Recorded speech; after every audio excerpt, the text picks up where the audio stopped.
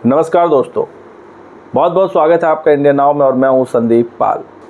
क्या हाथरस में जो घटना घटी थी 2 जुलाई को सत्संग में जो भगदड़ मची, जिसके बाद सैकड़ों लोगों की मौत हुई, जिसमें ज़्यादातर महिलाएं और बच्चे शामिल रहे, क्या वो घटना अब सियासत बन गई है?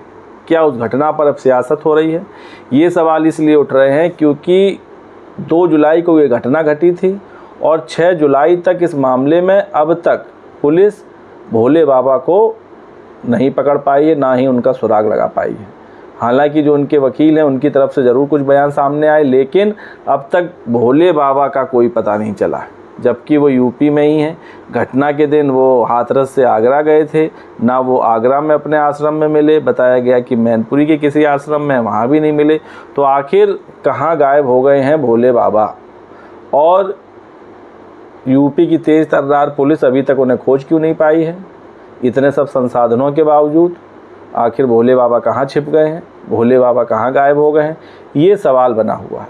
लेकिन इस इतने बड़े हादसे पर, या कहें जो इतनी बड़ी घटना हुई, उस पर सियासत भी बहुत तेज़ी से हो रही है और बहुत तगड़ी हो रही है। इस पूरे मामले पर अभी तक जो विरोधी दल हैं, फिर चाहे वो सपा हो, कांग्रेस हो, इन्होंने अभी तक भोले बाबा को लेकर किसी तरह की कोई चर्चा ही नहीं की है। भोले बाबा के नाम पर सब चुप्पी साध लेते हैं, सब कार्यक्रम को लेकर हवाला देने लगते हैं कि अव्यवस्था थी इसलिए भगदड़ हो गई, ऐसी खामियां थी इसलिए भगदड़ हो गई, लेकिन भोले बाबा का नाम कोई नहीं ले रहा है। फिर चाहे वो सपा हो, फिर चाहे वो कांग्रेस हो, या फिर खुद सत्ताधारी बीजेपी हो। तो क्या भोले बाबा सूरजपाल जाटव का वोट बैंक कनेक्शन है जिसके पीछे इस तरह की सियासत की जा रही है? क्योंकि भोले बाबा जिस जाति से हैं वो जाटव है, जो दलित जाति है, और यूपी में करीब 25% जो दलित वोट बैंक है उसमें 12% जाटव हैं। तो क्या सपा, कांग्रेस समेत बीजेपी अपने जाटव वोट बैंक में सेंधमारी नहीं कराना चाहते हैं, उन्हें नाराज़ करना नहीं चाहते, इसलिए बाबा को लेकर किसी तरह की कोई बयानबाजी नहीं कर रहे हैं? सबकी गिरफ्तारी की बात की जा रही है, लेकिन भोले बाबा का नाम कोई नहीं ले रहा है। लेकिन सिर्फ एक नेता जो दलितों की राजनीति करती हैं, बहुजनों की राजनीति करती हैं, बीएसपी सुप्रीमो मायावती ने इस मामले पर खुलकर बात की है और जल्द से जल्द भोले बाबा की गिरफ्तारी की बात की है। साथ ही साथ इस तरह के बाबाओं के चक्कर में ना पड़ने की बात कही है। इसके अलावा यूपी में कोई भी ऐसा नेता नहीं रहा जिसने भोले बाबा को लेकर इतने आक्रामक अंदाज में और इतने कड़े तेवरों में अपनी बात रखी हो। फिर चाहे वो योगी सरकार के ही मंत्री क्यों ना हो, अखिलेश यादव क्यों ना हो, राहुल गांधी क्यों ना हो। कांग्रेस नेता राहुल गांधी अभी हाथरस गए, पीड़ितों से मुलाकात की, दुख दर्द बांटा, लेकिन भोले बाबा को लेकर वो भी चुप्पी साध गए। भोले बाबा को लेकर उन्होंने भी कुछ नहीं कहा। अखिलेश यादव भी आयोजनों को लेकर सवाल उठा रहे हैं, कह रहे हैं कि इस तरह के आयोजनों को शुरू से लेकर अंत तक देखना चाहिए कि इस तरह की घटना ना हो, इस तरह के इंतजाम होने चाहिए कि इस तरह की अप्रिय घटना ना हो, लेकिन भोले बाबा पर कोई जवाब नहीं। वहीं बीजेपी का भी यही हाल है। बीजेपी के मंत्री भी जो है इसके पीछे आयोजकों को जिम्मेदार ठहरा रहे हैं, जिन्होंने इसका आयोजन कराया। भोले बाबा पे वो भी चुप्पी साधे। तो सिर्फ मायावती ही एक ऐसी नेता हैं जो खुलकर इस पर अपनी बात उन्होंने रखी है, और रखना भी चाहिए, क्योंकि इसको सियासत का मुद्दा नहीं बनाना चाहिए। इतना बड़ा हादसा हो गया और जिसके सत्संग में ये हादसा हुआ, कम से कम उनसे पूछताछ तो होनी ही चाहिए। आखिर कैसे हादसा हुआ, क्या उनको इसकी जानकारी नहीं थी?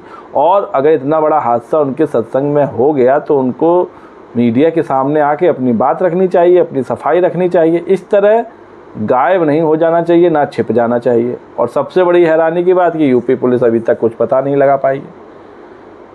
तो इस पूरे मामले पर भोले बाबा को लेकर मायावती ने क्या कुछ कहा? मायावती ने इस मामले को लेकर एक के बाद एक 3 ट्वीट किए तड़ातड़, और उन ट्वीट में उन्होंने क्या कुछ कहा पहले आप वो सुनिए।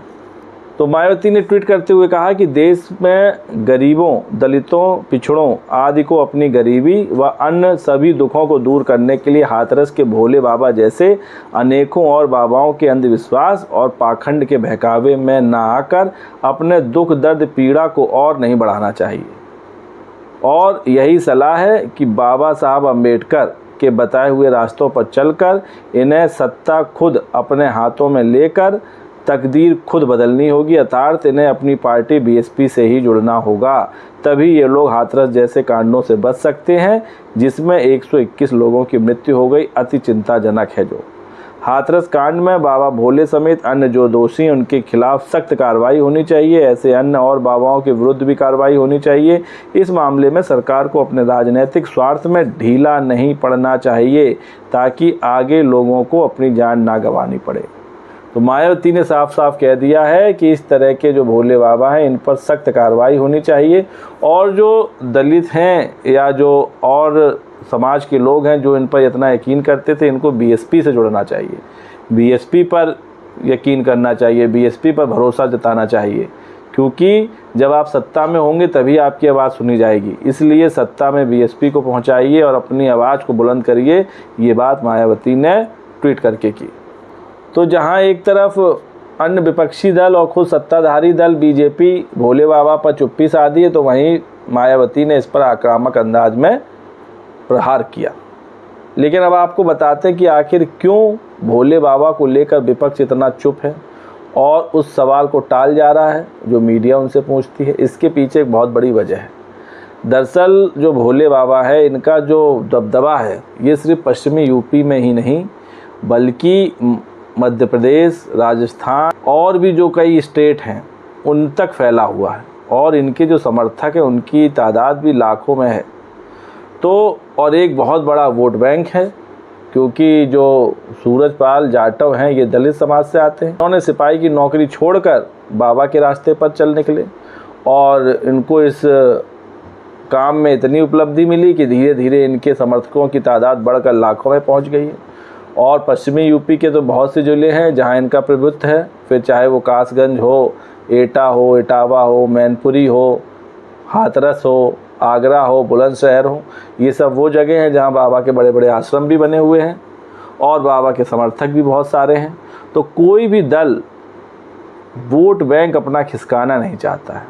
कोई नहीं चाहता है कि भोले बाबा से या उनके खिलाफ कुछ एक्शन करके अपने वोट बैंक को नुकसान पहुंचाया जाए, क्योंकि वोट बैंक एक ऐसी चीज़ है जो आपको सत्ता तक पहुंचाती है। 2027 में चुनाव भी होने हैं, और इस बार जो लोकसभा के चुनाव हुए थे इसमें सपा और कांग्रेस इंडिया अलायंस को दलितों का बहुत बड़ी तादाद में वोट मिला, और जो वोट बैंक कभी बीएसपी का था वो शिफ्ट होकर इंडिया अलायंस में चला गया। तो इन सब चीज़ों को सियासतदान भांप लेते हैं। उन्हें पता है कि कहाँ कितना बोलना है, कहाँ ज़्यादा बोलना है, कब ब्रेक मार देना है, कब चढ़ाई कर देना है। तो हर चीज़ बात नपे तुले अंदाज में करते हैं, और इन सब की बातों में सियासत होती है। बिना सियासत के कोई बात भी नहीं करते हैं।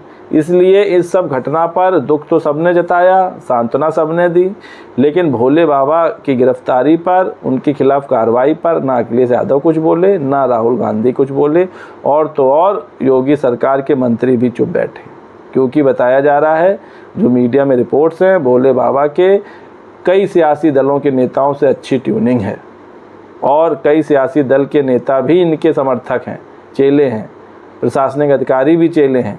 तो इसलिए जिस तरह का संरक्षण भोले बाबा को मिल रहा है, उसी की वजह से वो अब तक ना मीडिया के सामने आ रहे हैं, ना पुलिस के सामने आ रहे हैं। हालांकि उनको अपनी बात रखना चाहिए। भाई अगर आपके इतने अनुयायी हैं, इतने सपोर्टर हैं, इतने मानने वाले हैं, तो उसमें क्या बुराई है? आप आकर अपना सफाई दें, बताएं किस वजह से घटना हुई। खैर, ये तो बात थी भोले बाबा की, और इसके पीछे सियासत भी आप सब समझ ही रहे हैं। दलित वोट बैंक की सियासत है। कोई भी अपना वोट बैंक खिसकाना नहीं चाहता। सब चाहते हैं कि दलितों का वोट हमें मिल जाए, क्योंकि दलितों की यूपी में अच्छी खासी तादाद है, 22 से 25% आबादी है। तो ये वोट बैंक बहुत मायने रखता है, और आने वाले 2027 के विधानसभा चुनाव में ये बहुत बड़ी भूमिका में रहेंगे। यही वजह है कि विपक्षी दल चुप मार के बैठे हैं। लेकिन मायावती ने इस पर तीखा हमला बोला है, और अपने बहुजनों से कहा है कि वो बीएसपी पर यकीन करें, बीएसपी को वोट दें, बीएसपी को सत्ता में लाएं, ना कि ऐसे बाबाओं के चक्कर में पड़ें। तो दोस्तों, इस वीडियो पर आपकी क्या राय है कमेंट्स करके बताइए। वीडियो पसंद आया हो तो चैनल को लाइक, शेयर और सब्सक्राइब करना ना भूलिए। तब तक के लिए नमस्कार।